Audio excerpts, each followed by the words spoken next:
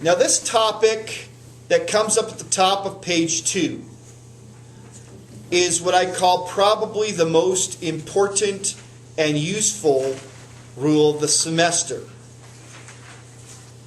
And that's the distributive property. And again, this is one that really seems strange when you're dealing with numbers. For example, let's write up 2 times 3 plus 5. Well, why the heck wouldn't you just add the 3 plus 5 to get 8? Multiply the result by 2 to get 16. With numbers, it seems very strange that you'd ever want to say, well, gosh, this is just 2 times 3 plus 2 times 5. Take this factor outside the parentheses and multiply it by each of the items in. Notice there's a plus here. So what we don't do, by the way, we don't say that 2 times 3 times 5, well gosh, just because there's parentheses here, that this is 2 times 3, 2 times 5, or 2 times 3 plus 2 times 5. We don't do that with the times. This is just a set of times in order.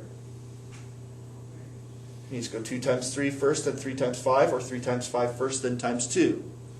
That's the same thing as it always was. What distributive property is about is when you've got some number outside multiplied by a sum.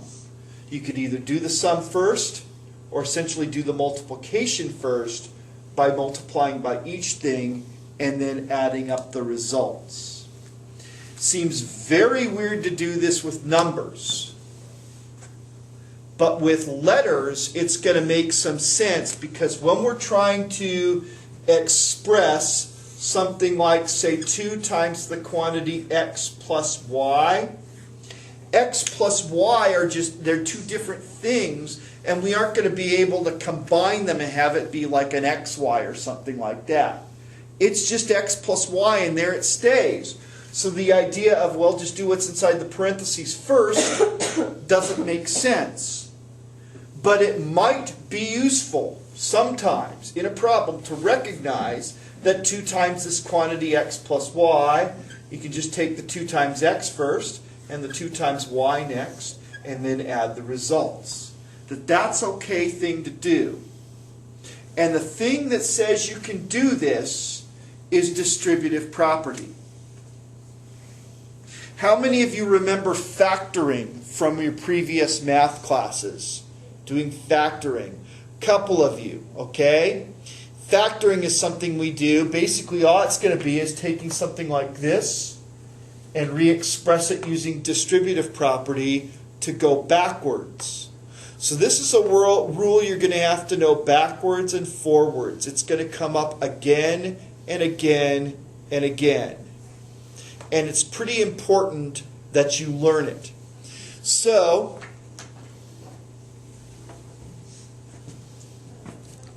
some examples I listed here. Okay. One thing is this idea of combining like terms. You're going to discover that 4x plus 2x, well, it would be nice to just say it's 6x. Distributive property is y.